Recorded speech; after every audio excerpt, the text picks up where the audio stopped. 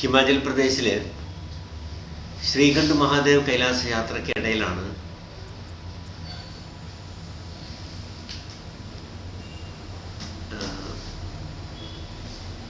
ഒരു ലാമയുടെ കേടുവരാത്ത ശരീരത്തെക്കുറിച്ച് ഉള്ള വിവരം കിട്ടിയത്. ഇദ്ദേഹം ഒരു ക്രിയായോഗിയായിരുന്നു.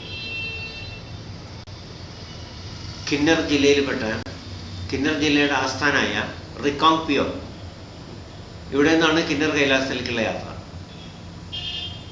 ഈ റിക്കോങ്പിയോയിൽ നിന്ന് ഏതാണ്ട് 200 കിലോമീറ്ററോളം ദൂരെ ചൈനീസ് ബോർഡറിലാണ് ഈ വിസ്മയം എന്ന് മാത്രമേ അന്ന് അറിയായിരുന്നു. ഒരു ഫ്രഞ്ച് ടെലിവിഷൻ ടീമിനെ ഇവിടേക്ക് കൊണ്ടുപോയ ഒരു ഡ്രൈവറാണ് ഈ വിവരം പറഞ്ഞത്. പക്ഷേ ഈ ഡ്രൈവർ ഇത് നേരിട്ട് കണ്ടിട്ടില്ല. ഈ ടെലിവിഷൻ ക്രൂസ് സംസാരിച്ചത് മാത്രമേ അദ്ദേഹത്തിന് അറിയുള്ളൂ. ഇതേക്കുറിച്ച് അന്വേഷിക്കാൻ ഞങ്ങൾ എൻ്റെ സുഹൃത്തുക്കളോട് പറഞ്ഞ് ഏൽപ്പിച്ചു. അങ്ങനെയാണ്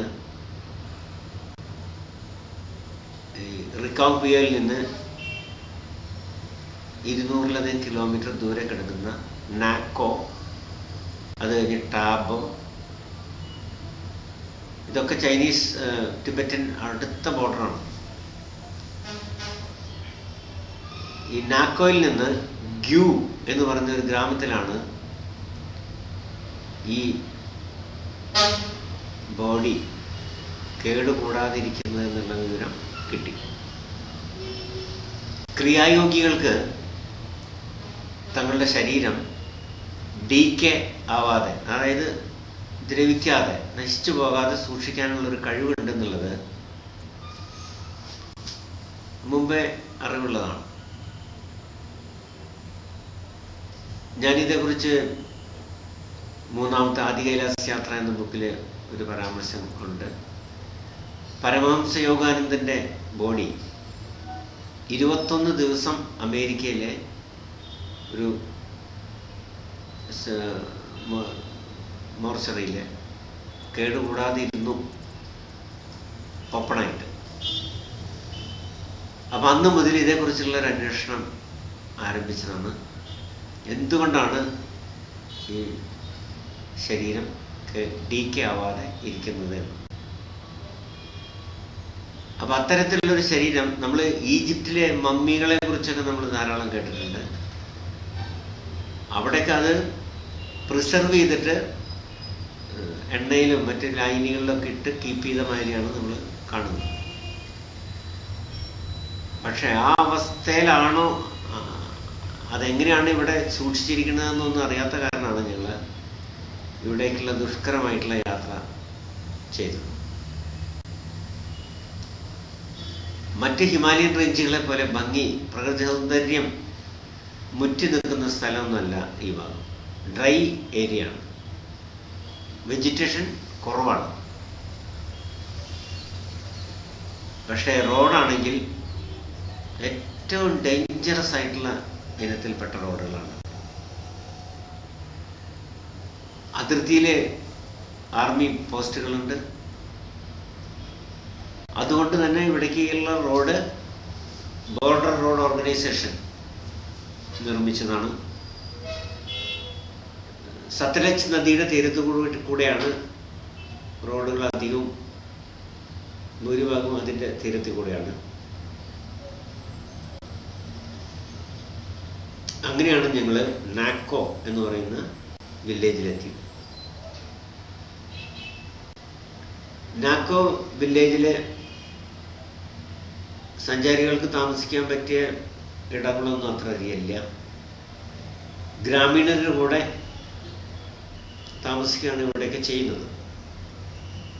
ഓരോ വീട്ടിലും ഇതുമാതിരി 1-2 ഗസ്റ്റ് റൂമുകൾ അവർ ഒരുക്കിയിട്ടുണ്ടാവും.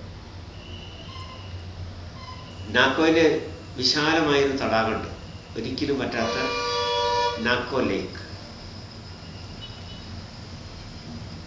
നാക്കോയിൽ ഒരു ദിവസം താമസിച്ച് ഇവിടെ ഗ്രാമീണർ താമസിക്കുന്നുണ്ട്, കൃഷി ചെയ്യുന്നുണ്ട്. എല്ലാ തരത്തിലുള്ള കൃഷിയും ഇവർ ചെയ്യുന്നുണ്ട്. തൊട്ടടുത്താണ് ചൈനീസ് ബോർഡർ. നാക്കോയിൽ നിന്ന് പിറ്റേ ദിവസം ഞങ്ങൾ ടാബോ വഴിയുള്ള മലമടക്കിൽ കൂടിയുള്ള യാത്രയിൽ അവിടെ നിന്നാണ് ഗ്യൂ എന്ന് പറയുന്ന ഗ്രാമത്തിലേക്കുള്ള വഴി. ഗ്യൂ എന്ന ഗ്രാമത്തിലെത്തിയപ്പോൾ അവിടെ ഒരു 30ഓളം കുടുംബങ്ങൾ മാത്രമാണ് ഇവിടെ താമസമുള്ളത്. ഇവിടെയാണ് ഈ ലാമയുടെ ബോഡി.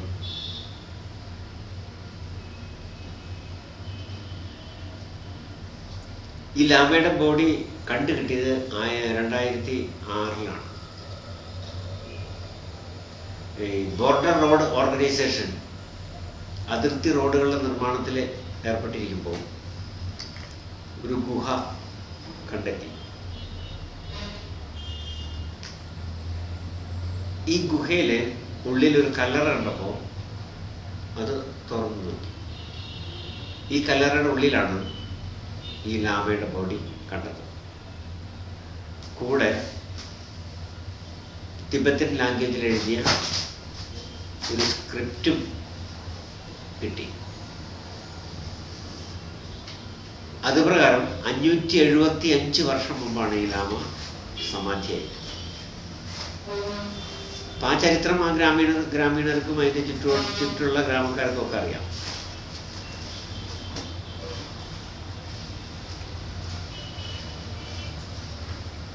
ഇപ്പോ ചെറിയൊരു കോൺക്രീറ്റ്, ചെറിയൊരു 100-150 അടി വിസ്തീർണമുള്ള ഒരു ചെറിയൊരു കോൺക്രീറ്റ് മുറിയിലാണ് ഇത് സൂക്ഷിച്ചിരിക്കുന്നത്. തൊട്ടടുത്ത് തന്നെ വലിയൊരു കോംപ്ലക്സ് പണിയുന്നുണ്ട്. ഒരുപക്ഷെ വരും കാലങ്ങളിലെ ഏറ്റവും വിസ്മയകരമായ ഒരു ടൂറിസ്റ്റ് കേന്ദ്രമായിട്ട് ഇത് മാറും.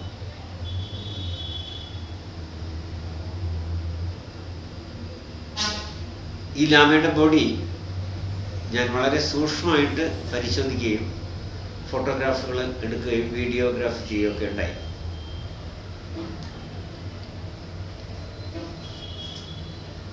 ഇരിക്കുന്ന രൂപത്തിലാണ് സമാധി.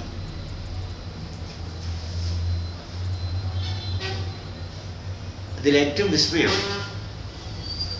ലാമയുടെ ഇടത്തെ കണ്ണിന്റെ കൃഷ്ണമണി വരെ നശിച്ചിട്ടില്ല, ഡീക്കായിട്ടില്ല.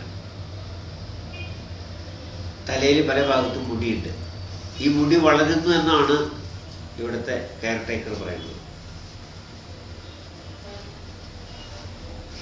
പല്ലുകൾക്ക് ആ സ്വതസിദ്ധമായ തിളക്കം പോലും നഷ്ടപ്പെട്ടിട്ടില്ല.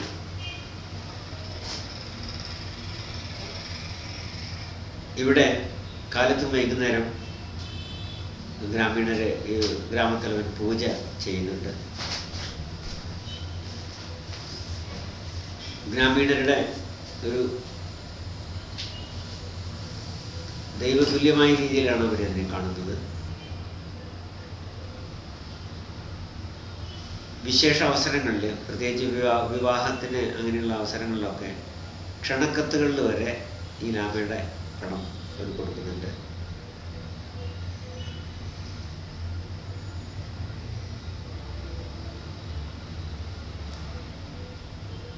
ഇവിടുത്തെ ഭൂമിക്ക് തന്നെ ഒരു പ്രത്യേകതകളുണ്ട്. മറ്റ് പർവ്വതങ്ങളെ അപേക്ഷിച്ച് ഒരുപാട് വ്യത്യാസങ്ങളുണ്ട് ഈ ഭാഗത്തുണ്ട്. മഴ വളരെ കുറവായതുകൊണ്ട് ഡ്രൈ ഏരിയയാണ്. പിന്നെ ഈ മഞ്ഞുമലകളിൽ നിന്നുള്ള മഞ്ഞുരുകി വരുന്ന പ്രവാഹം മാത്രമാണ് ഇവരുടെ ആശ്രയം. എന്തായാലും ഈ ലാമയുടെ ശരീരം, ഡെഡ് ബോഡി കേടുവരാതെ ഇരിക്കുന്ന ഒരു വിസ്മയം. ഞാൻ നേരത്തെ പറഞ്ഞ പോലെ വരും കാലങ്ങളിൽ അത് വലിയ ഒരു പ്രശസ്തിയിലേക്ക് വരുമെന്ന് ആശിക്കാം. റിക്കോംപിയോയിൽ നിന്നാണ് ഞങ്ങൾ 4 വർഷം മുമ്പ് കിന്നർ കൈലാസത്തിലേക്ക് ട്രക്കിംഗ് നടത്തിയത്. ഉന്നത കൈലാസത്തിൻ്റെ റേഞ്ചുകളാണ് നമ്മളിവിടെ കാണുന്നത്. ചിൽഗോസ എന്ന് പറഞ്ഞ ഒരു മരമാണ് ഈ കായ ഉണ്ടായി നിൽക്കുന്നത്. ഇതിൻ്റെ താഴെ കൂടെ ഈ ഒരു കമ്പിയുടെ ഒരു ഭാഗത്തു കൂടിയാണ് സത്ലജ് നദി ഒഴുകുന്നത്.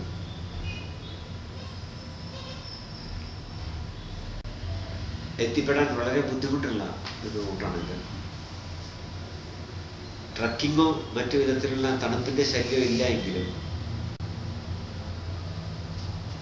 മടുപ്പ് അനുഭവപ്പെടുന്ന ഭീതിജനകമായ ഒക്കെയുള്ള ഒരു യാത്ര തന്നെയാണ് ഇത്.